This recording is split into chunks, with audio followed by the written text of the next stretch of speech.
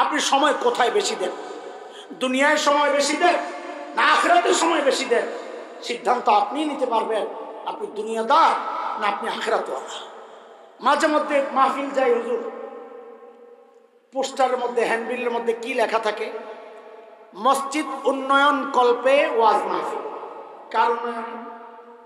কথা কন। মসজিদের ভিতরে গেলে দেখা যায় ঝাড়বাতি, এসি, কি লাইট, আয় রে বাপ রে বাপ, মার্বেল পাথর, কি গেট, সুবহানাল্লাহ। রাজার বাড়ি। মসজিদ তো উন্নয়ন হয়ে গেছে, কিন্তু মুসল্লি নাই। মাঝে মাঝে এমন মসজিদও আছে যেখানে খালি মুসল্লি নাই না, ন্যাংটা বেডিরাও ঘুরে যায় ছবি তুলে। আছে কথা বল। টাঙ্গাইল তো নাই।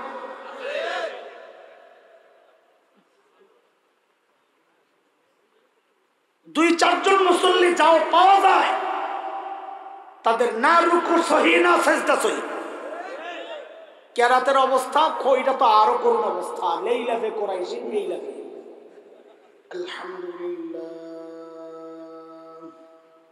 আলহামদুলিল্লাহি ওয়া কাফা ওয়া সালামুন আলা ইবাদিহিল্লাযীনা ইসতাফা। أما بعد فأعوذ بالله من الشيطان الرجيم.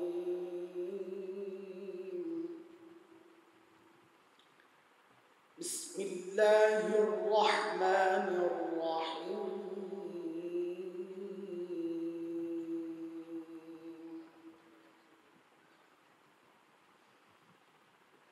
ومن أراد الآخرة وسعى لها سعيها وهو مؤمن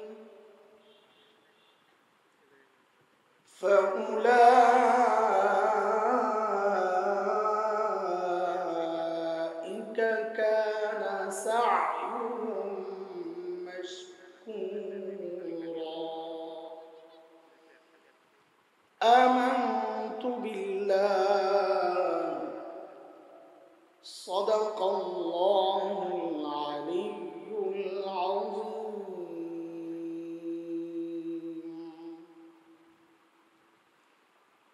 কোরআনুল কারীমের সূরা বনী ইসরাঈলের একটা আয়াত আমি পড়েছি, 18 নম্বর আয়াত।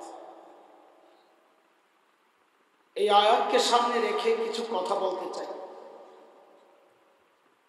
মনে করে আজকে ওয়াজ বাদ, মনে করে কথার কথা, আজকে একটা পড়া মুখস্থ করবো বলে। আমার যতদূর মনে পড়ে গত বছরও পড়া মুখস্থ করাইছি, বৃষ্টির মধ্যে কি মুখস্থ করছেন আল্লাহ জানে। আজকে একটা পড়া মুখস্থ করবো ইনশাআল্লাহ। রাজি আছেন? আজকে তো ভালোই আছে এখন পর্যন্ত, এখানে আমার মুখ না লাগে। সকালে হুজুরকে জিজ্ঞেস করছে, হুজুর বৃষ্টি মিষ্টি আসেনি? কয় না, ঢাকায় তো দুপুরে প্রচুর বৃষ্টি। তো বললাম আপনাদের ওয়াজের সাথে তো বৃষ্টির একটা দারুণ মহাব্বত। ওয়াজ আসলে বৃষ্টি আর থাকতে পারে না, মহাব্বতের টানে আসে। তা আজকে শুনলাম ভালোই, আলহামদুলিল্লাহ। কালকেও তো ভালোই ছিল না, আল্লাহ শুকর, আলহামদুলিল্লাহ। এখন বলে পড়া মুখস্থ করা যাবে না ইনশাআল্লাহ? মুরব্বীরা চিন্তা করতেছেন, অপেক্ষায় বসে দিয়েছি আপনার জন্য, আর এখন আইসেন আমাকে শাস্তি দেওয়ার জন্য। কষ্ট হবে না ইনশাআল্লাহ। পড়াটা মুখস্থ করলে আমাদের ফায়দা হবে ইনশাআল্লাহ। আমাদের অন্তরের কিছু বেধি নিয়ে কথা বলব। মাকসাদ আমার চিকিৎসা। হাকিমুল উম্মত হযরত মাওলানা আশরাফ আলী থানভী রহমতুল্লাহ আলাইহি বলেছেন, আমি যখন নিজের মধ্যে কোনো রোগ অনুভব করি, যে এই রোগটা আমার মধ্যে আছে, আত্মিক সমস্যা, তো হাকিমুল উম্মত বলেন আমি ওই রোগ নিয়ে বেশি বেশি আলোচনা করি। বেশি বেশি আলোচনা করার মাকসাদ কি? যেন রোগটা আমার থেকে দূর হয়ে যায়। তো আমারও আজকের আলোচনার মাকসাদ দুইটা। এক হচ্ছে আমার মধ্যে যে রোগগুলো আছে, এমন কিছু রোগ নিয়ে আমি আলোচনা করব, যেন ইনশাআল্লাহ যেন ওই রোগগুলো আমার থেকে দূর হয়ে যায়। সাথে আমার মতো রোগী যদি কেউ থাকে, তার থেকেও যেন ওই রোগগুলো দূর হয়ে যায়। ঠিক আছে ইনশাআল্লাহ? শুরু থেকে একদম আমার সাথে পড়া মুখস্থ করার মতো করে করে কথা বলবেন। আমি জিজ্ঞেস করব, কথা বলবেন, তাইলে বুঝবো যে আপনারা বুঝতেছেন আর মুখস্থ হইতেছে। ওয়াজ তো 2 দিন থেকে শুনছেন না? হ্যাঁ, অনেক ওয়াজ শুনছেন। এখন পড়ে দোস্ত, যে কোনো মানুষ যে কোনো কাজে সফল হওয়ার জন্য 3টা বিষয় জরুরি। বলেন কয় বিষয়? সফলতার জন্য কয় বিষয় জরুরি? 1 নাম্বার, টার্গেট ঠিক করা, আমি কি করতে চাই। টার্গেটবিহীন চললে সফল হওয়া যায় না। আর একজন সুস্থ মানুষ টার্গেটবিহীন চলতেও পারে। টার্গেট ঠিক করা, তাইলে সফলতার জন্য কয় কাজ জরুরি? 1 নাম্বার, টার্গেট ঠিক করা। 2 নাম্বার, টার্গেট তো করলাম কিন্তু সেই অনুযায়ী কাজ করি না, তাও সফল হওয়া যাবে না। এই জন্যে 2 নাম্বার হচ্ছে টার্গেট অনুযায়ী মেহনত করা। বলেন 2 নাম্বার কি? এক লোক হাকিমুল উম্মত হযরত থানভী রহমতুল্লাহ আলাইহির কাছে আসছে, বলে হুজুর আমার বাচ্চা হয় না, আমার জন্য একটু দোয়া করেন। তো হযরত বলে ঠিক আছে, দোয়া করেন। কদিন পর আবার আসছে, হুজুর বাচ্চা তো হয় না। মানে বলার ঢংটা এমন, কি দোয়া করছেন, এই অভ্যাস আছে আপনাদের? হুজুরের কাছে দোয়া চাইয়া পরে আবার কয় কি দোয়া করলেন, দোয়া তো কবুল হয় না। গাদা, দোয়া কি আমার কারণে কবুল হয় না, তোর কারণে কবুল হয়। তুই মাঝখানে কি দেওয়াল দিয়ে রাখছস, আমার দোয়া ঢোকে না, এই দোষ কার? তো হাকিমুল উম্মত তো উম্মতের ডাক্তার ছিলেন, ভিতরের রোগ ধরে ফেলছে। তো জিজ্ঞেস করতেছেন, এই তুই যে খালি বাচ্চার জন্য দোয়া চাস, তুই বিয়া করছস? না, বিয়া করিস। তো বিয়া করস নাই, বাচ্চা কেমন হবে? যাক, লম্বা ঘটনা। তা আমি যেটা বলতে চাচ্ছি, এই যে লোকটার বাচ্চা হয় না, কারণ কি? বাচ্চার টার্গেট করছে, দোয়াও চাইতেছে, সব ঠিক আছে, কিন্তু টার্গেট অনুযায়ী কাজ করে নাই, তাই বাচ্চা হয় না। তো বলেন আবার, পেছনের পড়া মুখস্থ শোনান, সফলতার জন্য কয় জিনিস জরুরি? 1 নাম্বার, টার্গেট ঠিক করা। 2 নাম্বার, সেই টার্গেট অনুযায়ী মেহনত করা। 3 নাম্বার হচ্ছে সেই মেহনতটাও মন মতো করলে হবে না, নিয়ম মেনে করা। মন মতো মেহনত করলে হবে না, নিয়ম মেনে মেহনত করা। তো কয় জিনিস? বলেন আবার। 1 নাম্বার, টার্গেট ঠিক করা। 2, টার্গেট অনুযায়ী মেহনত করা। 3, নিয়ম মেনে মেহনত করা। এই 3টা কথাই আল্লাহ তাআলা আল্লাহর মতো করে, আমি যে আয়াতটা পড়েছি সেই আয়াতে আল্লাহ বলেছেন। আল্লাহ কি বলেন? ওমান আরাদাল আখিরাহ ওয়া সাআ লাহা সা'য়াহা ওয়া হুয়া মুমিন ফাউলাইকা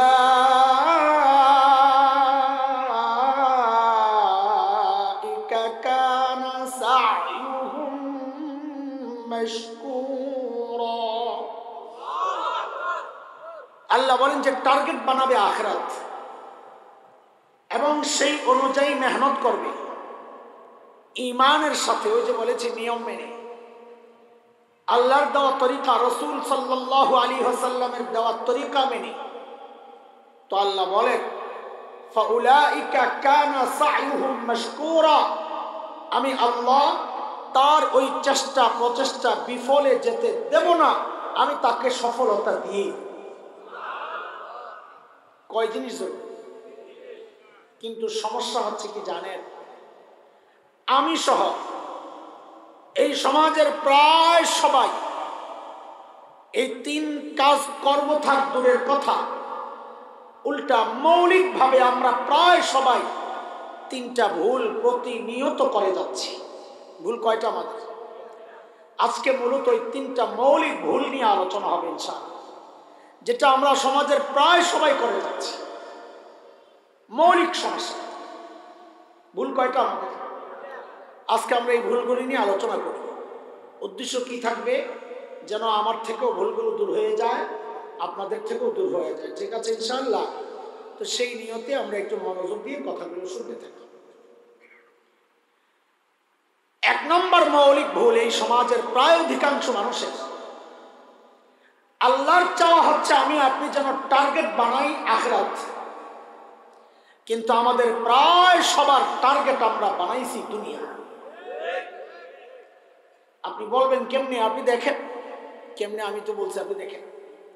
আরে গ্রামে শহরের তুলনায় গ্রামে গঞ্জে গুনার আয়োজন কম, ব্যবস্থা কম, সুযোগ কম। সেই গ্রামেরই একজন নারী, মহিলা, বুড়ি সকালবেলা উঠা এই ঘরে যায়, ওই হিসায় যায়, ওই বাড়িতে যায়, কি যেন খোঁজে। তো ছোট্ট বাচ্চারা জিজ্ঞেস করতেছে, দাদু কি খোঁজেন? তো দাদুর জবাব কি? রাতে খোয়ারে মুরগি ছিল 20টা, সকালে উঠে দেখি আছে 19টা, আরেকটা মুরগি নাই। এক মুরগি হারায় গেছে। সেই চিন্তায় বুড়ি সারা বাড়ি খুঁজে খুঁজে অস্থির। অথচ দেখা গেছে ওই বুড়ি না ফজরের নামাজ পড়েছে, না ইশার নামাজ পড়েছে, এই নিয়ে তার কোনো মাথা ব্যথা নাই। কারণ কি? কারণ টার্গেট বানাইছে দুনিয়া। দুনিয়ার মুরগি হারায় গেছে, পেরেশান। টার্গেট যদি আখিরাত হইতো, ফজরের নামাজ ছুটে গেলে সে তো মাটিতে গড়াগড়ি খায়া চিৎকার করে। আমাদের প্রায় সবার হাল হতে, আমাদের টার্গেট আসলে দুনিয়া না আখিরাত। বুঝার জন্য আমাদের বড়রা একটা উদাহরণ দিচ্ছে। এই উদাহরণটাকে আমরা আয়না মনে করব। আয়না, এই উদাহরণটাকে আমরা আয়না মনে করে মুখের সামনে ধরব। দেখেন তো ওই আয়নায় নিজের চেহারা ওঠে কিনা। যদি ওই আয়নায় নিজের চেহারা ওঠে তো বুঝবো আমরাও টার্গেট দুনিয়া বানিয়ে গেছি।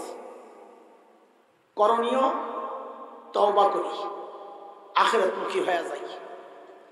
বড়দের উদাহরণটা কি? বড়রা বলেন দুনিয়া জিফা তালিবুহা কিলাব। ওলামায়ে কেরাম যেহেতু আছেন এই জন্য কথাটা বলেনি, না হয় ভুল বুঝাবুঝি হবে। আমরা অনেকে জানি এটা হাদিস, কিন্তু আমাদের হযরত মুফতি আব্দুল মালিক হাফিজাহুল্লাহ বলেছেন এটা হাদিস না। ওনার একটা কিতাব আছে প্রচলিত জাল হাদিস নিয়ে, এসব হাদিস নয় এই নামে। ওই কিতাবে আছে, তিনি লিখেছেন এটা হাদিস না, তবে বড়দের কথাটা ওজনওয়ালা, কথাটা দামি, কথাটা সহি, কিন্তু হাদিস না। কেউ মনে করছে এত দামি কথা মনে হয় নবী বলেছেন সাল্লাল্লাহু আলাইহি সাল্লাম। তো নবী আলাইহিস সালামের নামে চালাইয়া দিয়েছে। জাল হাদিস তো এমনি চালু হয়। তো কথাটা কি? বড় ওজনওয়ালা কথা। খেয়াল করেন, বড় বলে দুনিয়া জিফা তালিবুহা কিলাব। দুনিয়া হচ্ছে মৃত জন্তুর মতো। আমরা বুঝার জন্য বলবো মরা গরু। বলেন দুনিয়া কিসের মতো? যার ভোক্তা কুত্তা, খায় কে? আমি যে বলছি আমার কথা শোনেন নাই তো জবাব দেন না কেন? খায় কে? সবাই না বললে পেছ লাগবে না। মরা গরু খায় কে? আরো জোরে কোন? কে? আপনাকে ধলাপাড়া মরা গরু শকুনে খায় না?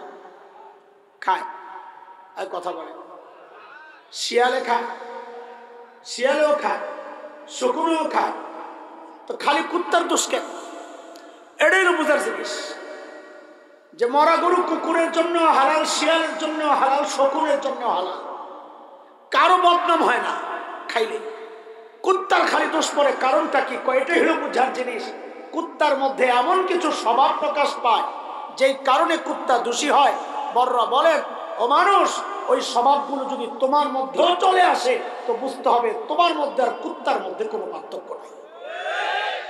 তোমার টার্গেট দুনিয়া, তুমি দুনিয়া। বলে কুত্তার স্পেশাল সেই স্বভাবগুলো কি একটু বুঝেন আর মিলান দেখেন। এটা কিন্তু আয়না, নিজের চেহারাও মিলে মিলে কিনা। বলেন তো শকুন মরা গরু কখন খায়? রাতে না দিনে? তো দিনেই তো খাইবে, ঠিক তো আছে। বুঝা গেল শকুনের মরা গরু খাওয়ার একটা টাইম টেবিল আছে। শিয়াল মরা গরু কখন খায়? রাতে না দিনে? বুঝা গেল শিয়ালের মরা গরু খাওয়ার একটা টাইম টেবিল আছে। এবার বলে ফেলেন তো কুত্তা মরা গরু কখন খায়? রাতেও খায়, দিনেও খায়। আমি যা বলি ওইভাবে বলেন। যখন পায় তখন খায়। বলেন বলেন, যখন পায় তখন খায়। কি বোঝা গেল? কুত্তার মরা গরু খাওয়ার কোনো টাইম টেবিল। বড় বনের মানুষ, তুমি দুনিয়া কামাও, কোনো সমস্যা নেই, কিন্তু রাত নাই দিন নাই 24 ঘন্টা শুধু দুনিয়া দুনিয়া দুনিয়া। তিলাওয়াত নাই, নামাজ নাই, জিকির নাই, তাসবিহ নাই, মা বাবার খিদমত নাই, সন্তানের খবর নাই, সারাদিন শুধু দুনিয়া দুনিয়া। তাইলে বোঝা গেল তোমার মধ্যে আর কুত্তার মধ্যে কোনো পার্থক্য নাই।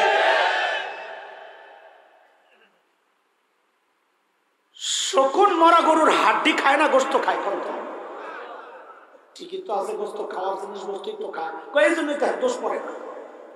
শিয়ালও গোস্তই খায়। এবার কোন তো কুত্তায় কি খায়? হাড্ডি গোস্ত দুইটাই খায়। কুত্তার স্বভাব কি পাইলাম? যেটা খাওয়ার জিনিস গোস্ত ওইটাও খায়, যেটা খাওয়ার জিনিস না হাড্ডি ওইটাও খায়। বড় বোনের মানুষ, আল্লাহ তোমার মাল বানাইছেন দুই রকম, একটা হালাল আর একটা হারাম। হালাল তো খাওয়া যায়, হারাম তো খাওয়া যায় না। তুমি যদি যেটা খাওয়া যায় হালাল ওইটাও খাও, যেটা খাওয়া যায় না হারাম ওইটাও খাও, তা বোঝা গেল তোমার মধ্যে আর কুত্তার মধ্যে কোনো পার্থক্য নাই। মিলে মিলে হিসাব মিলে। আচ্ছা এইবার তো মিলবে, আরো কঠিন মিলা। অনেকের তো মন খারাপ হয়ে যাবে, এখন কি করুন, বলবো না ছাড়বো কত দেখি? আচ্ছা বলেন তো এইবার, শকুন মরা গরু খাওয়ার আগে টের পাইলেই দেখবেন আসমানের উপর খালি চক্কর মারে। দেখছেন? এখন তো কই না গেছে, এই জন্য দেখেন না। বুড়ারা কম তো পোলাপান বিশ্বাস করবো, পোলাপান দ্বারা শকুন দেখেন আমি গুটি দেয়, ঘুরতে থাকে। কেন? ঘুরে ঘুরে আশেপাশের শকুনকে দাওয়াত দেয়, দোস্ত আহবাবকে ডাকে, আয় আয়। ওই যে শাহবাগের মিছিলের পরে বিরিয়ানি পাওয়া যায়, শকুনও ঘুরে ঘুরে মিছিল করে আর কয় নিচে মরা গরুর তিহারি আছে, আয় তোরা খাইতে। এই মেসেজ পাইলে আশেপাশের সব শকুন আইসা মিছিলে যোগ দেয়। সবার আশা শেষ হইলে একসাথে নামে মিলে মিলে মিশে ওই মরা গরু খায়া বিদায়, ঝগড়া লাগে না। শিয়াল তো মাগরিবের পর থেকে ডাকা শুরু করে, হুক্কা হু খাওয়ান পাইছি জলদি হো। কুত্তার খবর কি কম তো? কুত্তার চেয়ে 20 গুণ বড় মরা গরু। কুত্তা জানে লেজটা খাইলেও পেটটা ভরে যাবে, তারপরেও কুত্তা খাবে খাবে আর ডাইনে বামে তাকাবে। যেই দেখছে দূরে আরেকটা কুত্তা দেখা যায়, খাওয়ার এই খাই ক্যাঁত করে দিব, দৌড়ানি কথা কর না। নিজে কিন্তু সব শেষ করতে পারবে না, কিন্তু কাউরে খাইতে দিবে না। এই সমাজে এই স্বভাবের মানুষের কিন্তু অভাব নেই। বাবা ইন্তেকাল করেছেন, বড় ভাইয়ের কাছে বাবার সম্পদ, বোন আসছে, ও ভাই আমার অংশ আমারে বুঝাইয়া দে। এমন জালেম ওই বড় ভাই, এইরকম জালেম বড় ভাই ওই সমাজে আছে। বোন রে দৌড়ানি নাই নাই, আসামি আছে, এই জন্য ঠিক কয় না এই জায়গায়। দেখছেন অবস্থা? ছোট ভাই বলে, ও ভাই আমার অংশ আমারে বুঝাইয়া দে, ভাইরে দেয় দৌড়ানি, আয় কথা কন, আছে না না? যে ভাই একা একা সব সম্পদ গিলে খেতে চায়, বোঝা গেল ওর সাথে আর কুত্তার সাথে কোনো পার্থক্য নাই। সরকার টাকা দেয় রাস্তা বানাই জনগণের সেবা করার জন্য, সরকার তো বরাদ্দ দিয়ে দিচ্ছে, কিন্তু বহু এলাকায় দেখা যায় ওই টাকা দিয়ে রাস্তা না বানায় বিদেশ দেয়া বাড়ি বানায়। মানুষের হক যারা দিতে চায় না, বুঝতে হবে ওর সাথে আর কুত্তার সাথে কোনো পার্থক্য নাই। কথা কন ঠিক আছে? কথা আয়না দিলাম, আয়না, ওই আয়নায় নিজের চেহারা দেখেন, ঠিক তো বলেন? দেখেন ওই চেহারায় নিজের চেহারাটা, আয়নায় নিজের চেহারাটাও ঠিক না। আপনিও কি দুনিয়া কামাইয়ের সময় কোনো টাইম টেবিল মেনটেন করেন না, সারাদিন শুধু দুনিয়ার পেছনে লেগে থাকেন, তাইলে বুঝতে হবে আপনি দুনিয়াদার হয়ে গেছেন। আপনিও কি হালাল হারাম বাঁচেন না, যা পান তাই খান, বুঝা গেল আপনি দুনিয়াদার হয়ে গেছেন। আপনিও কি মানুষেরটা মেরে মেরে খায় ফেলেন, হক দিতে চান না, তো বুঝতে হবে আপনার সাথে কুকুরের কোনো পার্থক্য নাই, আপনিও দুনিয়াদার হয়ে গেছেন। বলেন আমাদের মৌলিক সমস্যা কয়টা? মৌলিক সমস্যা, 1 নম্বর মৌলিক সমস্যা মুখস্থ হয়েছিনি, টার্গেট করার কথা সবার। বলে আমরা টার্গেট করছি প্রায় সবাই। বলে হুজুর আখিরাত কেমনি টার্গেট করে? খাওয়া ছেড়ে দিবেন? চাকরি বাকরি ছেড়ে দেওয়ার না। আখিরাত টার্গেট করা মানে কি চাকরি ছেড়ে দেওয়ার না, ব্যবসা ছেড়ে দেওয়া, খেতে খামারে কাজ করা ছেড়ে দেওয়া না। আখিরাত টার্গেট মানে এটা না, বরং আখিরাত টার্গেট মানে হচ্ছে আমার প্রত্যেকটা শব্দ উচ্চারণের সময়, প্রত্যেকটা কদম ফেলার সময়, আমার প্রত্যেকটা মুহূর্তে চলার সময় আমি শুধু একবার চিন্তা করব এই কথার দ্বারা আমার আখিরাতের কোনো ক্ষতি হচ্ছে না তো, এই যে পা বাড়াচ্ছি আমার আখিরাতের কোনো ক্ষতি হচ্ছে না তো, এই যে কাজটা করছি আমার আখিরাতের কোনো ক্ষতি হচ্ছে না তো। এইভাবে যে চলে বোঝা গেল তার টার্গেট হচ্ছে আখিরাত, আর আমার আপনার টার্গেট হয়ে গেছে দুনিয়া। দেখেন আমি মাঝে মধ্যে বলে থাকি হযরতে সাহাবায়ে কেরাম রিদওয়ানুল্লাহি আলাইহিম আজমাইনদের সাথে আমাদের মৌলিক কিছু মোটা দাগের পার্থক্য আছে। এমনি তো অনেক পার্থক্য, মৌলিক কিছু পার্থক্য আছে। এক মৌলিক পার্থক্য হচ্ছে সমস্ত সাহাবী, একজন বাদ নাই, সমস্ত সাহাবীর দিল দিমাগ আল্লাহর রাসূলের সোহবত পায়া এমন হয়ে গেছিল যে প্রত্যেক সাহাবীর টার্গেট ছিল আখিরাত। কেমনে একটু বুঝেন। ছোটবেলায় আমরা আমাদের একটা উদাহরণ দেই, ওইটা দিলেই বুঝবেন।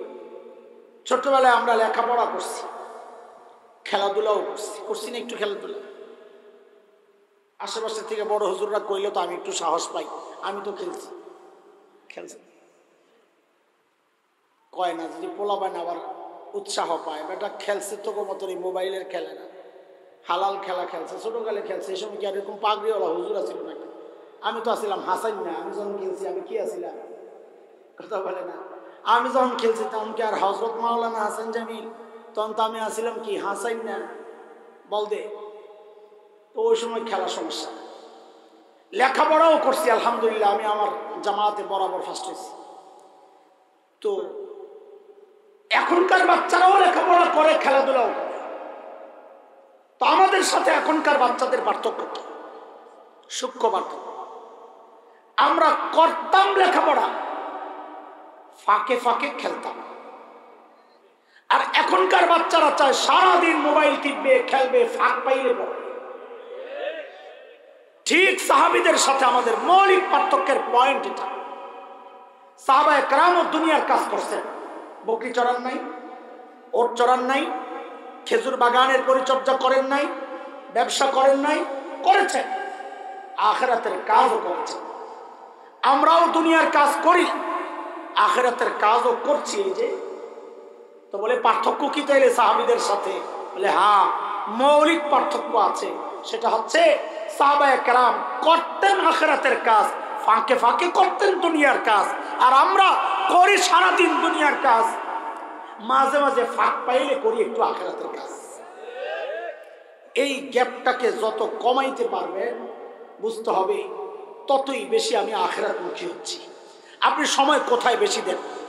দুনিয়ায় সময় বেশি দেন না আখিরাতে সময় বেশি দেন? সিদ্ধান্ত আপনিই নিতে পারবেন, আপনি দুনিয়াদার না আপনি আখিরাতওয়ালা। তো বলেন, আমরা এই জায়গায় আর কথা আগাইতে চাই না, আমার কিছু জরুরি কথা রয়ে গেছে সামনে, সেই জন্য আমি এই জায়গায় এই পয়েন্ট এই জায়গায় শেষ করছি। বলেন তো আমাদের মৌলিক সমস্যা কয়টা? এক নাম্বার কিসের ভুল? বলেন কিসের ভুল? টার্গেট মুখস্থ না করলে তো আমি পড়া মুখস্থ করাইতে পারবো না, আগাইতে পারবো না। বলেন এক নাম্বার ভুল টার্গেটের ভুল। টার্গেট করার কথা, টার্গেট বানাইছি মাশাআল্লাহ। দুই নাম্বার মৌলিক ভুলটা আমাদের খুব বেশি ভালো করে, বিশেষ করে যুবকদেরকে আমাদের ভালো করে বোঝা দরকার, আমলের নিয়তে, সংশোধনের নিয়তে ইনশাআল্লাহ। দুই নাম্বার মৌলিক ভুল হচ্ছে মেহনত করার দরকার ছিল কলবে, রুহে। আমরা প্রায় সবাই মেহনত করতেছি বস্তুতে, এমনকি মাহফিল গুলোতেও দেখি এই অবস্থা। মাঝে মধ্যে মাহফিল যাই, হুজুর পোস্টারের মধ্যে, হ্যান্ডবিলের মধ্যে কি লেখা থাকে? মসজিদ উন্নয়ন কল্পে ওয়াজ মাহফিল। কার উন্নয়ন? কথা কন। মসজিদের ভিতরে গেলে দেখা যায় ঝাড়বাতি, এসি, কি লাইট, আয় রে বাপ রে বাপ, মার্বেল পাথর, কি গেট, সুবহানাল্লাহ। রাজার বাড়ি, মসজিদ তো উন্নয়ন হয়ে গেছে। কিন্তু মুসল্লি নাই। মাঝে মাঝে এমন মসজিদও আছে যেখানে খালি মুসল্লি নাই না, ন্যাংটা বেডিরাও ঘুরে যায় ছবি তুলে। আছে কথা বল, টাঙ্গাইল তো নাই।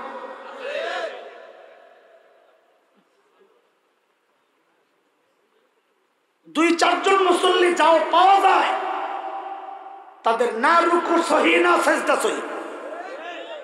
কেরাতের অবস্থা খইটা তো আরো করুণ অবস্থা। লেইলাফে কোরাইশি লেইলাফে। কেন এই অবস্থা হইল? ওই যে মৌলিক গোড়ায় সমস্যা। ওয়াজ মাহফিল দেওয়ার কথা ছিল মুসল্লিদের ঈমান আমল ঠিক করার জন্য, কিন্তু ওয়াজ দিছে মসজিদের উন্নয়নে। মসজিদ উন্নয়ন হয়ে গেছে, মুসল্লিদের ঈমান আমলের উন্নয়ন হয়ে গেছে। এগুলো আমাদের মৌলিক সমস্যা। মুহতারাম হাজরিন, এই বস্তুর মেহনত এর যে ভুল, আমি আপনাদেরকে কিছু উদাহরণ দিয়ে একটু বুঝাইতে চাই। একটা কথা জিজ্ঞেস করি আপনাদেরকে, আমাকে একটু জবাব দিয়ে। বাংলাদেশে বর্তমানে অপরাধ প্রবণতা যত 20 বছর আগে বেশি ছিল না কম ছিল? সবাই বলেন এটা কম ছিল। মাশাআল্লাহ, ঠিক আছে। কিন্তু একটু বুঝে শুনে বলেন তো, অপরাধ দমনের যে ব্যবস্থা, অস্ত্র বাহিনী, এইটা ওইটা, প্রযুক্তি, র্যাব, আরো কত কিছু, এই সব কিছু বেশি ছিল 20 বছর আগে না এখন বেশি? দুই পাশের দুইটা কথা ওঠান। এই পাশে 20 বছরের তুলনায় এখন অপরাধ প্রবণতা অনেক বেশি। এই পাশে 20 বছরের তুলনায় অপরাধ দমনের ব্যবস্থা অনেক বেশি। বিষয়টা উল্টা হয়ে গেল। দেখেন, 20 বছরের চেয়ে এখন যেহেতু অপরাধ দমনের ব্যবস্থা বেশি, তাইলে তো অপরাধ কমার কথা। অপরাধ না কইমা অপরাধ বাড়লো কেন? বলে ওইটাই বুঝাইতেছি, বস্তুতে মেহনত চলতেছে। যদি মানুষের দিল আর দিমাগের মধ্যে মেহনত হইতো, কলমের মধ্যে মেহনত হইতো, বস্তুর পেছনে না ছুইটা, আল্লাহর কসম দেশে অপরাধ কমে যেত। আমরা বলি মাঝে মধ্যে অনেকে সইতে পারে না যে অপরাধ মুক্ত করতে হয়। আমাদের এই ইজ্জতের মুকুট পরাইছেন যারা আফগানিস্তানের তালেবানরা, ওদের মতো নীতি নৈতিকতা বিষয়ক মন্ত্রণালয় কইলা আলেম ওলামাদেরকে কাজে লাগায়া দেন মানুষের দিল ঠিক করার জন্য। আল্লাহর কসম, দুদক লাগবে না দুর্নীতি দমন করার জন্য। আলেম ওলামারা যদি মেহনত করে, মানুষের দিল যদি ঠিক হয়ে যায়, মা আলহামদুলিল্লাহ ইনশাআল্লাহ দেশ থেকে অপরাধ শূন্যের কোথায় নেমে আসবে। তা তো করবেন না। সগর্বে যারা অপরাধীরা নিজের দায় যারা স্বীকার করে, তাদেরকে রাস্তায় ছেড়ে দিবেন। তারা গর্ব করে করে অপরাধ করবে, আর মানুষকে বুঝায়া বুঝায়া অপরাধ থেকে যারা নিবৃত রাখবে, সেই সমস্ত আলেমদেরকে জেলখানায় ভরে রাখবেন। অপরাধ জিন্দেগিতে কমবে। এর জন্য আমি দুইটা প্রমাণ দিব আপনাদেরকে। এই যে দাবিটা আগে আবারও বুঝে, বস্তুর পেছনে, অস্ত্রের পেছনে, ব্যবস্থার পেছনে মেহনত করলে অপরাধ কমবে না। অপরাধ কমার রাস্তা একটাই, আল্লাহর ভয় দিলের মধ্যে তৈরি করে দাও। এর জন্য আমি আপনাদের সামনে দুইটা দলিল দিতে চাই। দুইটা, একটা কোরআন থেকে আর একটা সমাজ বাস্তবতায়। কোরআনের দলিল হচ্ছে হযরত আদম আলাইহিস সালামের 2 ছেলে ছিল। নাম কি? ছেলে তো পরে অনেক হয়েছে, শুরুর দিকে 2 ছেলে, হাবিল কাবিল। 2 ভাইয়ের মধ্যে একটু গন্ডগোল হয়েছে। আমি ওই গল্পে যাব না, দেরি হয়ে যাবে। এক ভাই আরেক ভাইকে হত্যা করছে। একটু খালি এতটুকু বলেন, কোন ভাই কোন ভাইকে হত্যা করছে? কাবিল হাবিলকে হত্যা করছে। মাশাআল্লাহ। এই হত্যার আগে 2 ভাইয়ের কিছু কথাবার্তা হয়েছিল। ওই কথাবার্তাগুলো আল্লাহ তাআলা কোরআন আল কারীমের সূরা মায়েদা এনেছেন কয়েকটা আয়াত। সেখান থেকে আমি 2টা আয়াত আপনাদেরকে একটু শোনাই, তারপরে বুঝাই যে বস্তু মানুষকে অপরাধ থেকে রোখে না, রোখে মাত্র আল্লাহর ভয়। এটা দেখে কোরআন দ্বারা প্রমাণিত। আল্লাহ বলছেন, ওয়াতলু আলাইহিম নাবা ইবনাই আদম বিল হক ইয ক্বাররাবা কুরবানান فتقبل من أحدهما ولم يتقبل من الآخر قال لأقتلنك قال إنما يتقبل الله من المتقين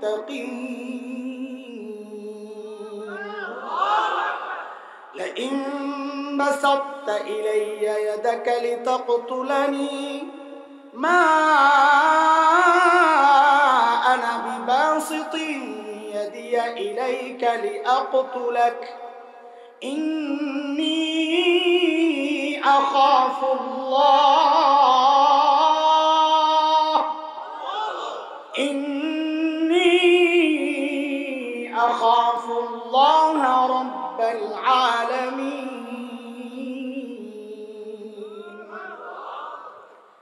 পুরো আয়াতের তরজমা করব না।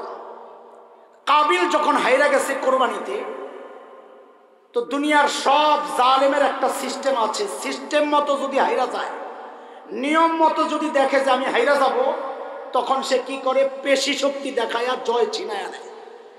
বলেন না, বুঝেন না এই কথা? জালেম কাবিল যখন বুঝছে আমি হাইরা গেছি, এখন জালেম কাবিল কি বলে, লাকতুলান্নাক, আমি তোরে মেরেলাম। তা হাবিল বলে, ভাইরা আমার দোষ কি, তুই আমারে কেন মারবি? ইন্নামা ইয়াতাকাব্বালুল্লাহু মিনাল মুত্তাকিন, আল্লাহ নেক আমল মুত্তাকি যে তার আমল কবুল করে। তুই বাবার হুকুম অমান্য করে গুনাহ করেছিস, আল্লাহ তোর কুরবানি কবুল করে নাই, এই দোষ কি আমার? তবে রে ভাই শোন, লাইম বাসাত্তা ইলাইয়া ইয়াদাক লিতাকতুলানি, আমাকে হত্যার জন্য যদি তুই তোর হাত আমার দিকে বাড়াস, মা আনা বিবাসিতি ইয়াদিয়া ইলাইকা লিআকতুলাক, আমি কিন্তু তোকে হত্যা করার জন্য আমার হাত তোর দিকে বাড়াবো না। খেয়াল করেন পয়েন্ট, এই যে হত্যার মতো অপরাধটা হাবিল করবে না বলছে, কারণটা কি বলেছে? যে আমি যদি তোকে হত্যা করি তো আমাকে পুলিশে ধইরা রিমান্ডে দিবে, এই জন্য আমি এই কাজ করব না। হাবিল এটা বলেছিল? আমি যদি তোকে হত্যা করি আমাকে র্যাব ধরে ক্রস ফায়ার দিবে, হাবিল এটা বলেছিল? আমি যদি তোকে হত্যা করি আমাদের বাবা আদম আলাইহিস সালাম সিসি ক্যামেরা ফিট করে রাখছেন, আমি ধরা পড়ে যাব, হাবিল এই কথা বলেছিল? হাবিল একটাও বলে নাই। কেন? এই একটাও মানুষকে অপরাধ থেকে আটকায় না। অপরাধ থেকে যা আটকায় হাবিল ওই কথাই বলেছে, আমি এই অপরাধ করব না। কেন? ইন্নী আখাফুল্লাহ রাব্বুল আলামিন, আমি রব্বুল আলামিন ভয় পাই, আর যে রব্বুল আলামিন ভয় পায় সে অপরাধ করতে পারে না। এক নম্বর দলিল। দুই নম্বর দলিল দিচ্ছি সমাজ বাস্তবতায়। আচ্ছা বলেন, ধর্ষণ এটা একটা নরমাল অপরাধ না ভয়ঙ্কর অপরাধ? সবাই বলে। এটা কি শুধু বাংলাদেশেই ভয়ঙ্কর না সারা দুনিয়া? ধর্ষণ যেহেতু একটা ভয়ঙ্কর অপরাধ, তাইলে বস্তু, অস্ত্র, আইন, আদালত এগুলো যদি মানুষকে এই অপরাধ থেকে রুখত, তাইলে দুনিয়ায় ওই সমস্ত রাষ্ট্রে ধর্ষণ সবচেয়ে কম হতো যাদের অস্ত্রে যারা যত বেশি শক্তিশালী, প্রযুক্তিতে যারা যত বেশি উন্নত, ওই সমস্ত দেশে ধর্ষণ সবচেয়ে কম। কথা ঠিক কিনা বলে? অথচ আমরা দেখি বাস্তবতা তার উল্টা। বাস্তবতা উল্টা। কি উল্টা?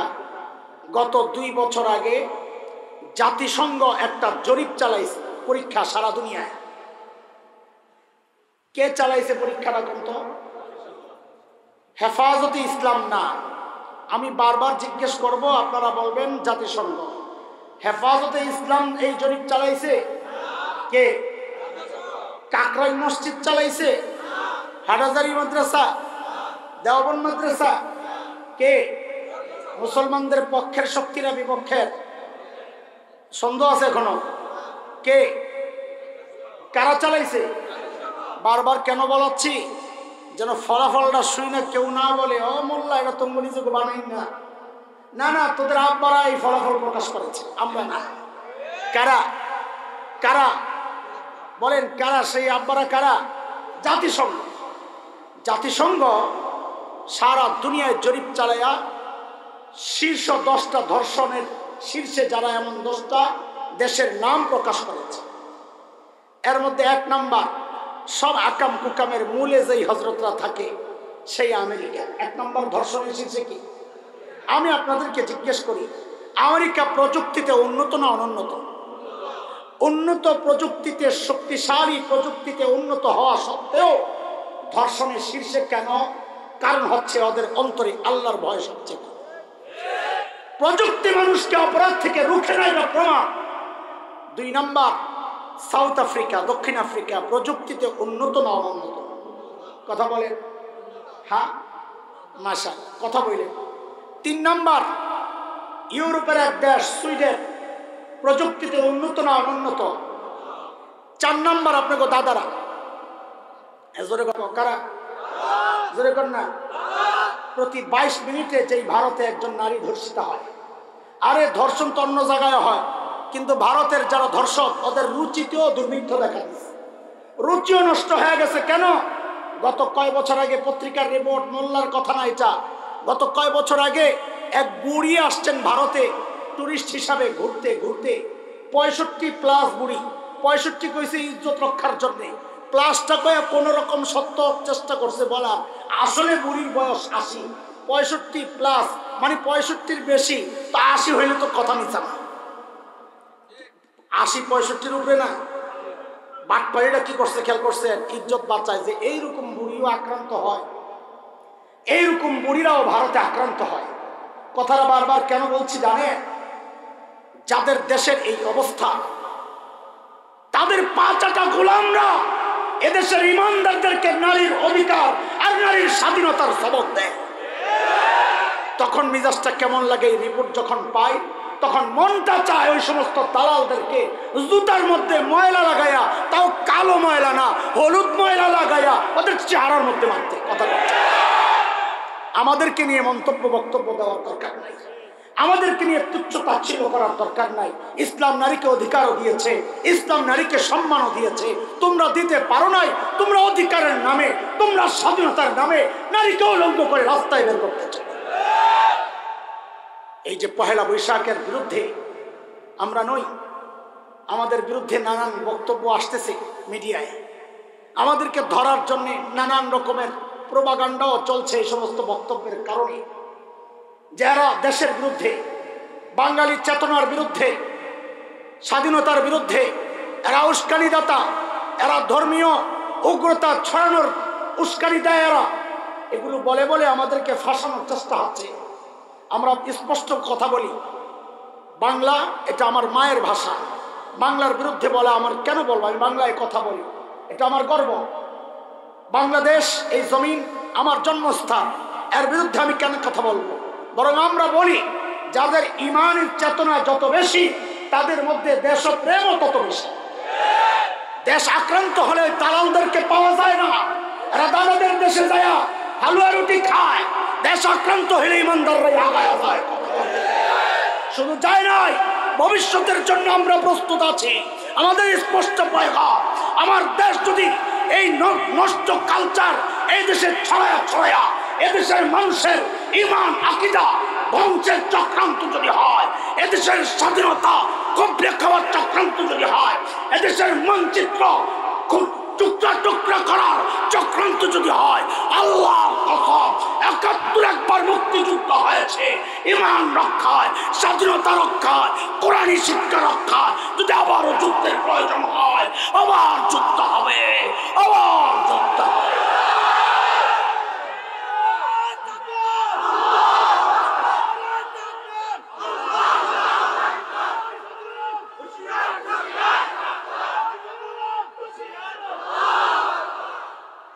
নম্বর, ধর্ষণের শীর্ষ দেশ আরেক মোড়ল ব্রিটেন। কারা? প্রযুক্তিতে উন্নত না অনুন্নত? আমি যেটা বুঝাইতে চাইছি ওই কথায় আসে, প্রযুক্তিতে উন্নত না অনুন্নত। 6 নম্বর ফ্রান্স, উন্নত না অনুন্নত? 7 নম্বর কানাডা, প্রযুক্তিতে উন্নত না অনুন্নত? 8 নম্বর, এটা দেখে অনেকে চমকায় যেতে পারে, না না চমকানোর কিছু নাই। 8 নম্বর হচ্ছে শ্রীলঙ্কা। কে? অনেকে চিন্তা করতে পারেন ওরা তো প্রযুক্তিতে দুর্বল। না, আপনি জানেন না, ওরা অর্থনীতিতে দুর্বল, প্রযুক্তিতে সবল। এরপরও ধর্ষণের শীর্ষে।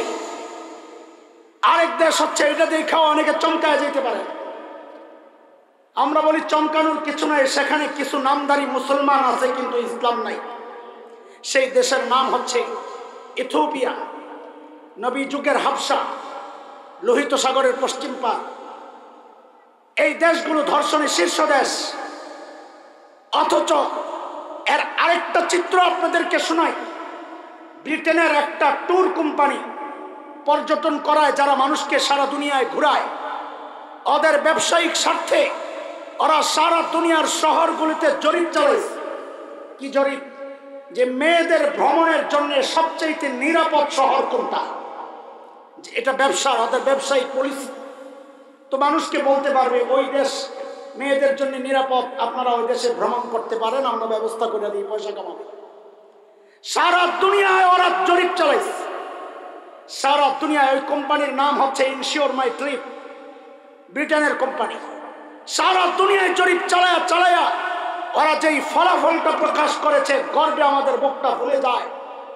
ওরা সারা দুনিয়ায় জরিপ চালায়া ফলাফল প্রকাশ করেছে, মেয়েদের জন্য ভ্রমণের জন্য সারা দুনিয়ার মধ্যে সবচেয়ে নিরাপদ শহর যেই শহর, সেই শহরের নাম হচ্ছে মদিনাতুর রাসূল সাল্লাল্লাহু আলাইহি ওয়াসাল্লাম। প্রযুক্তিতে উন্নত না, ওদের মতো না। শক্তি কোন জায়গায়? ওই ইসলামের ছিটে ফোটা আছে ওখানে। ইসলাম পুরোটা নাই, ছিটে ফোটা আছে। ইসলাম এমন মহান এক জীবন ব্যবস্থা, সেই ছিটে ফোটা থাকলেও নারীরা সেখানে নিরাপদ থাকে। এটা আজকে প্রমাণিত সত্য। এই জরিপ তো আমাদের না, আমাদের শত্রুদের জরিপ, শত্রুদের স্বীকারোক্তি।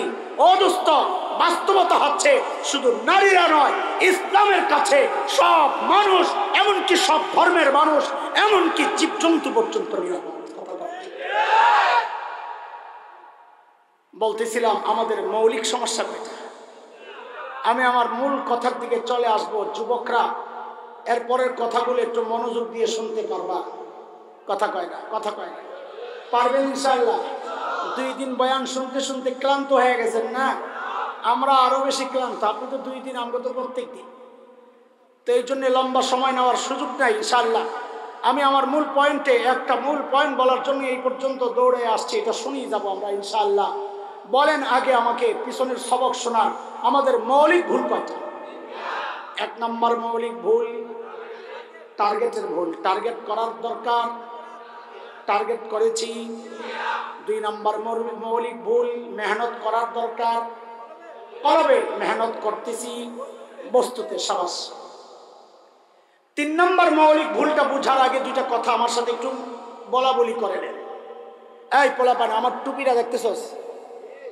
কালা, লাল, তবে সব ঠিক আছে। ওই যে আমার এক খাম্বা, এটা না, 1 2 3 4, 4 আর 5, এই 2 বাঁশের মাঝখানে এক ভাই সবুজ পাগড়ি পিনছে। আমার চোখও কি ঠিক আছে? কথা কয় না? আমার সবার চোখ ঠিক আছে? আচ্ছা, এর সোজা সামনে এক ছেলে সবুজ জামা গায়ে দিয়া চশমা পরে রয়েছে। এতে হাতটা সবুজ জামাওয়ালা পিছনে দিয়ে কি জন্য চায়?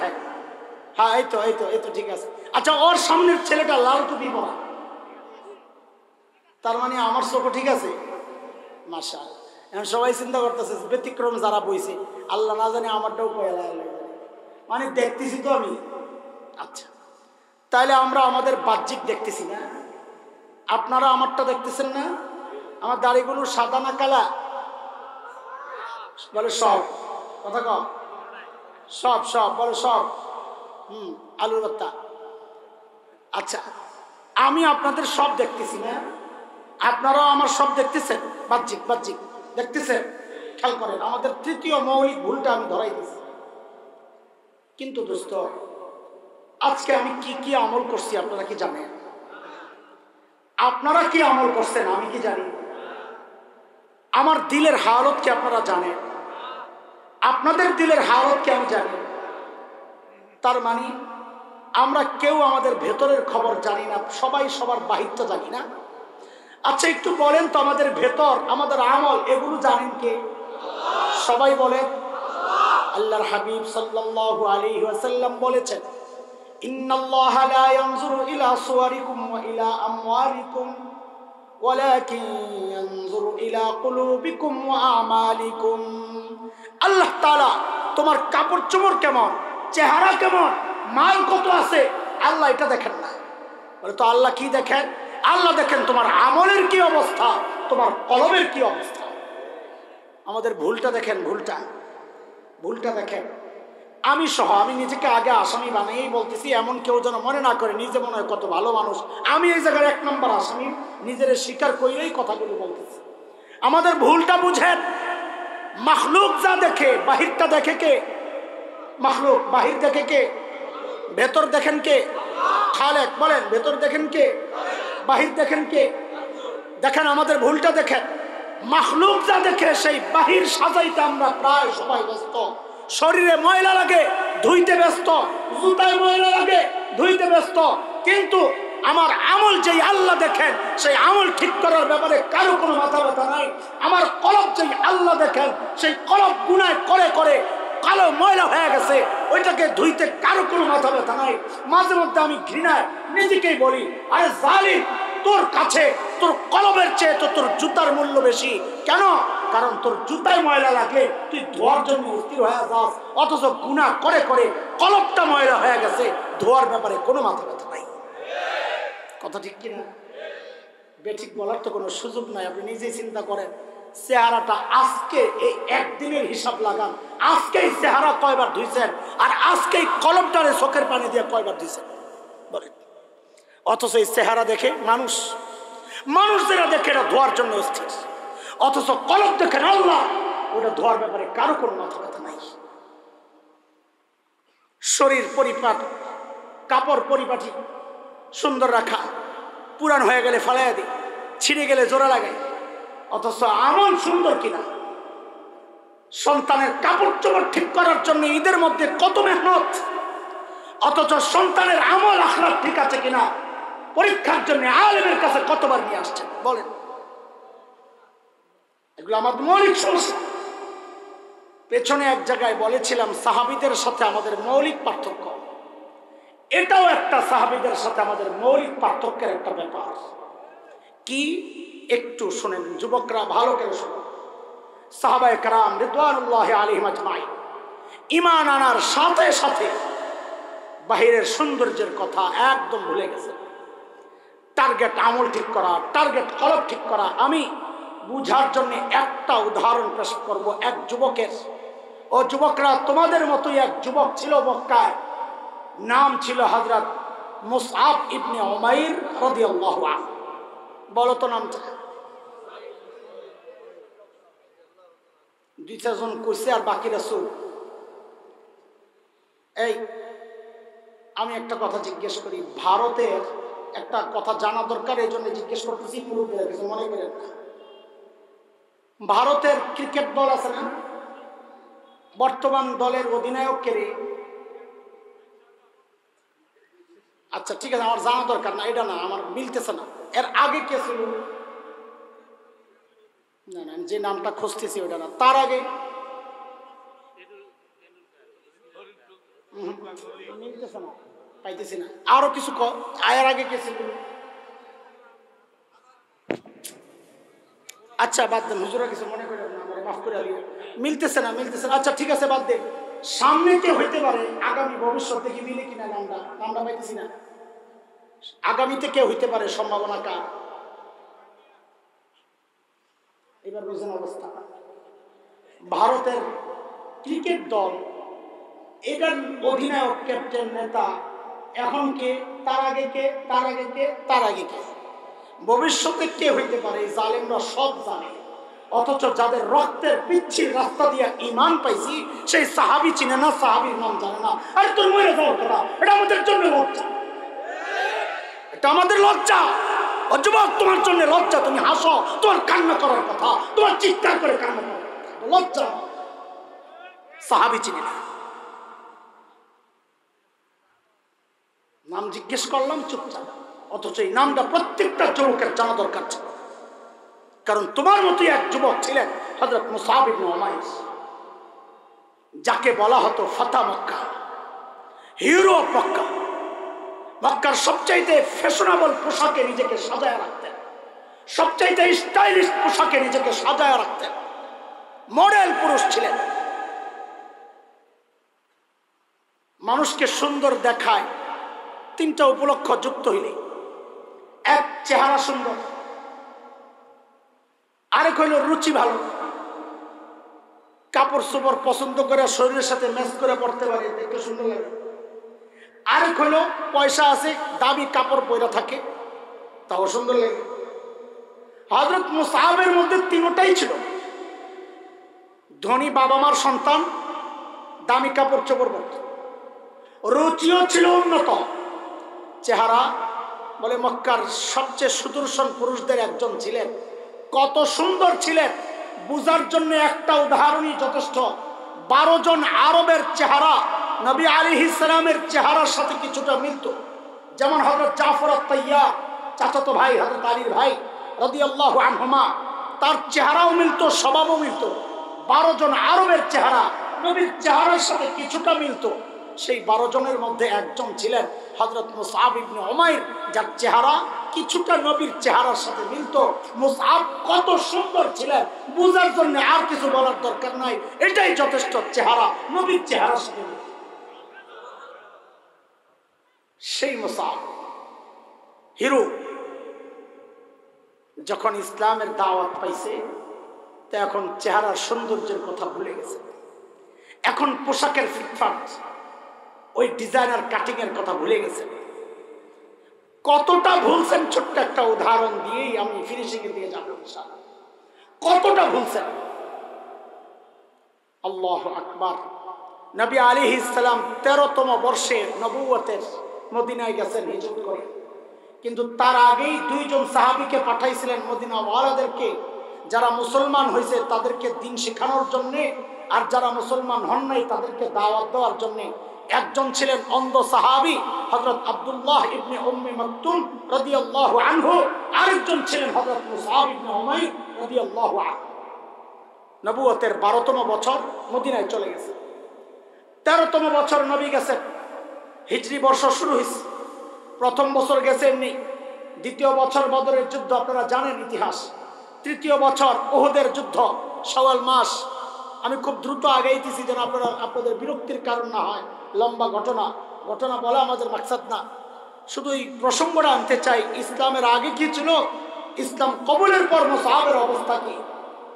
হযরত মুসআব উহুদের মাঠে আসছেন। নবী আলাইহিস সালাম মুসলমানদের ঝান্ডা যাদের কাছে দিয়েছিলেন কয়েকজন সাহাবী, যেমন হযরত উসাইদ ইবনে হুযাইর আনসারী সাহাবী, তার হাতেও ঝান্ডা ছিল। আবার হযরত মুসআবের কাছেও নবী ঝান্ডা দিয়েছেন। ঝান্ডাওয়ালা সাহাবী হযরত মুসআব বীর বিক্রমে লড়াই করছিলেন। ও যুবকরা খেয়াল করো, শোনো, বীর বিক্রমে লড়াই করছিলেন হযরত মুসআব। মুসলমানরা জয়ী হয়ে গেছে, কিছু ভুল বুঝাবুঝির কারণে। তাও আমার বলতে ইতস্ত লাগে সাহাবীদের ব্যাপার, আমি বরং অন্যভাবে বলি। হযরত খালিদ সাইফুল্লাহ খালিদ ইবনে ওয়ালিদ রাদিয়াল্লাহু আনহু এবং হযরত ইকরামাদের চৌকস নেতৃত্ব আর বুদ্ধিমত্তার কারণে, তারা তখন মুসলমান ছিলেন না, কাফেরদের পক্ষে আসছিলেন লড়াই করতে, তাদের বুদ্ধিমত্তার কারণে মুসলমানদের জয় হওয়া যুদ্ধ পরাজিত হয়ে গেছে। ব্যাপকভাবে মুসলমান মার খাইছে, গোটা উহুদের মাঠ রক্তে লাল, এমন মার খাইছে। আরে 70 জন শহীদ। ইসলামের শুরু থেকে এই পর্যন্ত এই 16 বছরের ইতিহাস, টোটাল হয়তো 70 জন শহীদ হয় নাই। এত ভয়ঙ্কর যুদ্ধ, বদরের যুদ্ধ, কয়জন শহীদ? মাত্র 12 জন। 8 জন আনসারী সাহাবী, 6 জন মুহাজির সাহাবী। সেখানে উহুদের মাঠে 70টা লাশ পড়ে আছে মাঠে, গোটা মাঠ রক্তাক্ত। সাহাবীদের মনোবল ভাঙ্গা, হাত থেকে তরবারি ছুটে গেছে, কেউ দাঁড়ায় থাকতে পারেন না, বসে বসে। ঐতিহাসিকরা লেখে সাহাবীদের মনোবল ভাঙ্গার কারণ কি? কেউ কেউ লেখে মনোবল ভাঙ্গার কারণ হচ্ছে নিজে আহত, কারো সন্তান চলে গেছে, কারো বাবা চলে গেছে, কারো ভাই চলে গেছে। আমি ছোট মানুষ, আমার অনুভূতি আমি বলি, সাহাবী আমি যতটুকু চিনেছি, সাহাবীদের মনোবল ওই কারণে ভাঙ্গে নাই। সাহাবীদের মনোবল ভাঙছে। ওই পাগলগুলা আইসা যখন দেখছেন আহারে প্রিয় হাবিব সাল্লাল্লাহু আলাইহি ওয়াসাল্লামের চেহারাটা রক্তে লাল, গোটা শরীর রক্তে লাল। হযরত সাদ ইবনে আবি ওয়াক্কাসের আপন ভাই উতবাহ ইবনে আবি ওয়াক্কাস সুযোগ পাইয়াই সর্বপ্রথম পাথর একটা লইয়া নবী আলাইহিস সালামের চেহারা বরাবর সরাসরি নিচের ঠোঁটের এই জায়গায় লাগছে। আমার আঙ্গুলটা যেখানে, এখানে দুই ঠোঁট ফাটছে, ভেতরের দাঁত একটা ভাঙ্গে পড়ে গেছে। কোনটা পড়ছে? মুহাদ্দিসরা লিখেছেন রাবাইয়া আল ইউমনা আস সুফলা, আরবিতে মাঝখানের চার দাঁতের চারপাশের দাঁত, চার দাঁত, উপরের দুই দাঁত, নিচের দুই দাঁতের চারপাশের যে চার দাঁত, উপরে দুইটা নিচে দুইটা, এগুলাতে আরবিতে বলে রাবাইয়া। নবী আলাইহিস সালামের দাঁত ভাঙছিল, নিচের দুই দাঁতের ডান পাশের দাঁতটা ভেঙে পড়ে গেছে। আরেক নরদম আব্দুল্লাহ ইবনে কিন্না সুযোগ পায়া পাথর একটা লয়ে মারছে চেহারা বরাবর, ঠিক এই জায়গায় লাইগা হেলমেটের যে গার্ড থাকে চেহারার উপরে, ওইটা ঢুকে গেল চেহারার ভেতরে, চপচপ করে রক্ত পড়তেছে। আরেক নরদম আব্দুল্লাহ ইবনে শিহাব জুহরি সুযোগ পায়াই পাথর মারছে মাথা বরাবর, হেলমেট ভাইয়া টুকরা হইয়া মাথার মধ্যে লোহা ঢুইকা কপাল ফাইটা চপচপ করে রক্ত পড়তেছে। প্রিয় হাবিবের গোটা দেহটা লাল হয়ে গেছে।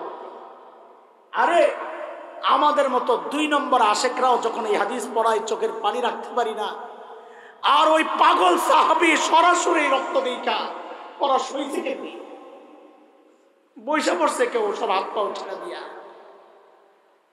এই যখন অবস্থা, আল্লাহর হাবিব বললেন লাশগুলা জমা করো, এখন দাফন করতে হবে।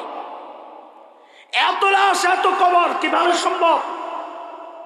নবী আলাইহিস সালাম একটু সহজ করে দিলেন। কি? এক কবরে 2 জনকে দাফন করা। তাহলে 70 কবরের জন্য, 70 লাশের জন্য কবর কয়টা? 35। এক কবরে 2 জন। তবে আবার একটা দিক নির্দেশনাও দিয়ে দিয়েছেন, কাকে আগে ঢুকাইবা? বলে যার কাছে কোরআন বেশি আছে হেফজ, তাকে আগে ঢুকাইবা। হ্যাঁ, বাদাম মারা কয় হাফেজের বলে কোনো দাম নাই। আমি যে হাদিসটা বয়ান করতেছি, 2 জন সাহাবী এই হাদিস বর্ণনা করেছেন।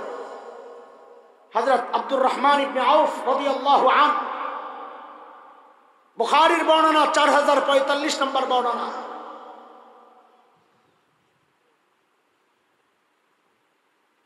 হযরত আব্দুর রহমান ইবনে আউফ, লম্বা বর্ণনা, আমি সেই দিকে যাব না। তিনি বলছেন, আমরা যখন লাশগুলো জমা করছি দাফনের জন্য, তো ওই লাশের মধ্যে মুসআব ইবনে উমাইরের লাশটাও ছিল। ওরে যুবকরা একটু খেয়াল করতে, কোন মুসআব মনে আছে? হিরো অফ মক্কা, মনে আছে? মক্কার হিরো মুসআব, সুদর্শন পুরুষ মুসআব, মডেল পুরুষ মুসআব, স্মার্ট বয় মুসআব। সেই মুসআবের লাশটাও আছে, দাফন করতে হবে। শহীদের লাশ দাফনের কিছু ব্যতিক্রম সিস্টেম আছে, আপনাদের জানা থাকার কথা। সেটা হলো শহীদকে গোসল ছাড়া দাফন দিতে হবে। জানেন কি কেন? যেই কাপড়ে শহীদ, ওই রক্তাক্ত কাপড় সহ দাফন দিতে হয়। কেন? ওই যে হাদিস, ইন্নাকুম তুহশারুন কামা তামুতুন, হাসরে উঠবা কি অবস্থায়? বলে মরছো যেই অবস্থায়। আমি আপনি কিভাবে উঠবো আল্লাহই জানেন, কিন্তু শহীদ যখন হাসরের মাঠে উঠবে, ওর শরীর থেকে তাজা রক্তগুলো টপ টপ করে ঝরতে থাকবে, আর ওই রক্ত থেকে কম করে গ্রাম বেরোতে থাকবে। আরে কাসেম নানুতুবি যখন ইন্তেকাল করেছে, দেওবন্দের পাশে মাকবারায়ে কাসিমিয়ায় দাফন। এরপরে দেওবন্দের এক হাফেজ ছাত্র ইন্তেকাল করেছে। দেওবন্দের মানুষ কেউ কেউ পরামর্শ দিল, এই হাফেজকে কাসেম নানুতুবির পাশে শোয়ায় দাও। মুরব্বীরা কেউ কেউ বললেন যে না, এখানে কাসেম নানুতুবির পাশে শাইখুল হিন্দকে কবর দিন, মাহমুদ হাসান দেওবন্দি। সবাই কহা এটা ঠিক। একমত হইয়া সুসংবাদটা শোনাইতে গেছে শাইখুল হিন্দ। যায়া দেওবন্দের মানুষ যায়া বলে, হযরত আমরা সিদ্ধান্ত নিছি আপনি মারা গেলে আপনাকে কাসেম নানুতুবির পাশে কবর দেব। আয় শাইখুল হিন্দ এই কথা শুই নাই বাচ্চাদের মতো হাউমাউ করে কান্না শুরু করছে। লোকেরা জিজ্ঞেস করছে, হযরত কাসেম নানুতুবির পাশে ঘুমাবেন, আপনি কি খুশি না? বলে, আরে খুশি কেন হব না, এটা তো আমার জন্য গর্বের আনন্দের, কিন্তু আমি চিন্তা করি কি তোমরা চিন্তা করো কি? বলে, আপনি কি চিন্তা করেন? আমি তো সব সময় আল্লাহর কাছে দোয়া করি, ও আল্লাহ আমার মৃত্যু জিহাদের ময়দানে এমন মৃত্যু দিও যে আমার লাশটাও খুঁজে না পাওয়া যায়, টুকরা টুকরা হইয়া গোটা ময়দানে যেন ছড়ায়া ছিটায় থাকে। কেন এমন মৃত্যু চান? হাসরের মাঠে সবার লাশ তো উঠবে আস্তে আস্তে, আমার নাম যখন ডাক আসবে তখন আমার ওই ছিন্ন বিচ্ছিন্ন দেহটা চারদিক থেকে গোশতগুলো লাফায়া লাফায়া জমা হইতে থাকবে, তার থেকে টপ টপ করে তাজা রক্ত ঝরতে থাকবে। আল্লাহর শাহজিন থেকে ওই দৃশ্য দেখে দেখে হাসতে থাকবে। আমি তো ওই মৃত্যুর প্রত্যাশায় আছি। আরে কাদেরকে মৃত্যুর ভয় দেখাও? আমরা শাইখুল হিন্দের রুহানি সন্তান শাহাদাত যাদের কাম্য, তাদেরকে মৃত্যুর ভয় দেখায়। হযরত আব্দুর রহমান ইবনে আউফ বলেন, মুসআবকে আনছি দাফন করছি, কিন্তু মুসিবতে পড়ে গেছে। কি মুসিবত? যেহেতু নিয়ম হচ্ছে শরীরের কাপড় দিয়াই কাফনের কাপড়, রক্তাক্ত কাপড়, মুসআবের শরীরে সেই কাপড় কোথায়? হায় মুসআব, যিনি সবচেয়ে ভালো কাপড়ে থাকতেন, সেই মুসআবের অবস্থা শোনাচ্ছে। বলে, মুসআবের শরীরে একটা ছোট্ট চাদর পাওয়া গেছে, কোন রকমে নিজের সতরটা ঢাইকা রাখছে। বলে, চাদরটা কত ছোট? হযরত আব্দুর রহমান ইবনে আউফ বর্ণনা দিচ্ছেন, বলে এত ছোট কাপড়টা, ইন গুত্তিয়া বিহা রাসু বাদাত রিজলাহ ওয়া ইন গুত্তিয়া বিহা রিজলাহ বাদা রাসু। বলে, ওই চাদরটা দিয়া টান দিয়া যখন মুসআবের মাথাটা ঢাকতে যাই তো মুসআবের পাও খালি হয়ে যায়, টান দিয়া পাও ঢাকতে গেলে মাথা খালি।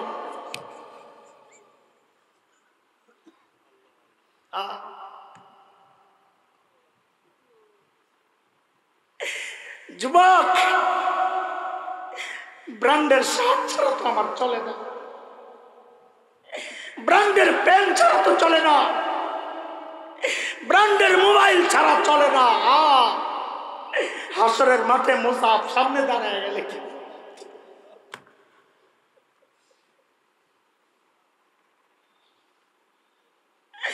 যুবক তো পরের কথা, বুড়ারাও এখন স্টাইলের পেছনে দৌড়ায়। বুড়া হয়ে গেছে, খবর নাই। আরে পোশাকের সাজসজ্জা এখনো বুড়ায় ব্যস্ত, চুল পাইকা সাদা হয়ে গেছে এখনো গুনাই তো ছাড়তে পারে না, দাড়ি পাইকা সাদা হয়ে গেছে এখনো গুনাই ছাড়তে পারে না। বাবা কবে ছাড়বেন গুনাহ জিজ্ঞেস করি, কবে আখিরাতমুখী হবেন, কবে বাহ্যিক সৌন্দর্যের পেছনে মেহনত করা ছাড়বেন? ও মা, তোমরাও শোনো, তোমাদের বোরকার সৌন্দর্য দেখলে অবাক হয়ে যুবকরা তাকায়া থাকে। এর নাম বোরকা না, এই ফ্যাশনের বোরকার নাম বোরকা না। ফালাও এই বোরকা, ফালাও সেই রঙিন বোরকা, ফালাও ডিজাইনওয়ালা বোরকা। বোরকার সৌন্দর্য প্রকাশ করার জন্য না, বোরকার সৌন্দর্য গোপন করার জন্য।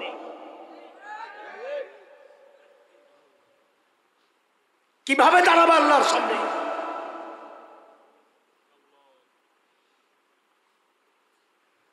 কলব নাপাক হয়ে আছে, কারো কোনো মাথা ব্যথা নাই।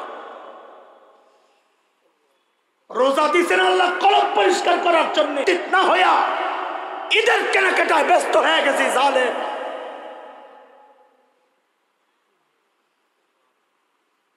একজনের মাথায়ও কি ঢুকছিল ঈদের বাজারে যাওয়ার আগে যে নতুন কাপড় যে কিনতে চাচ্ছি, আমার কলবটা কি নতুন হয়েছে? একজনের মাথায়ও কি ঢুকছিল?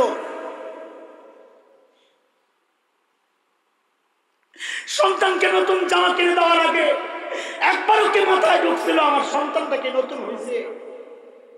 পাশ থেকে তার তওবা করাইতে। ভাই, এগুলো আমাদের মৌলিক ভুল, মৌলিক ভুল।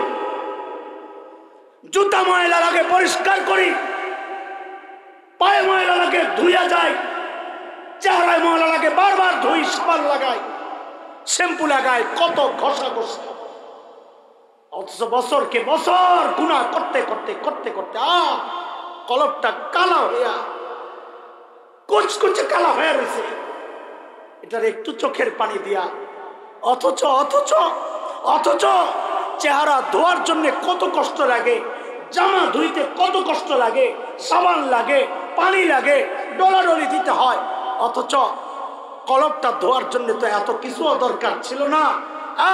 খালি দিল থেকে যদি একবার বলতে পারতাম ভুল করছি, বলার সাথে সাথে গুনার ওই পোটলা চিরা তো গুনার নিচে দিয়ে পড়ে যাওয়া। সারা জিন্দেগির গুনাহ মোছার জন্য এক ফোঁটা চোখের পানি তো যথেষ্ট ছিল। এটা নিয়ে কারো কোনো চিন্তা নাই। দোস্ত, এগুলো আমাদের মৌলিক সমস্যা। এগুলা ঠিক না করলে এই ওয়াজ নসিহত করে কি লাভ হবে? কি লাভ হবে? এই নামাজ আমার কি কাজ হবে? মৌলিক গোড়ায় যদি গলত থাকে, গোড়ায় যদি সমস্যা থাকে, এই বাহিরের সৌন্দর্য যদি আমার কি আসে যায়? এই পাগড়ি, এই জুব্বা, এই তাসবিহ, এই কিছু কি আসে যায়? টার্গেট যদি বানাই দুনিয়া, আখিরাত মুখী জীবন বাদ দিয়া দুনিয়ার পেছনে যদি খালি ছুটি, তা আমার এই আমলের কি মূল্য? কলবে মেহনত না কইরা এই বস্তুতে মেহনত করি যদি শুধু, তা আমার এই মেহনতের কি মূল্য? কলব পরিষ্কার না কইরা সুরত পরিবর্তন করা, সুরতকে পরিচ্ছন্ন পরিষ্কার করা, কি ফায়দা হবে? কবরে গেলে তো ওই মাটির মধ্যেই শোয়। আল্লাহ সুবহানাহু ওয়া তাআলা আমাদের সবাইকে মৌলিক ভুল থেকে হেফাজত করে।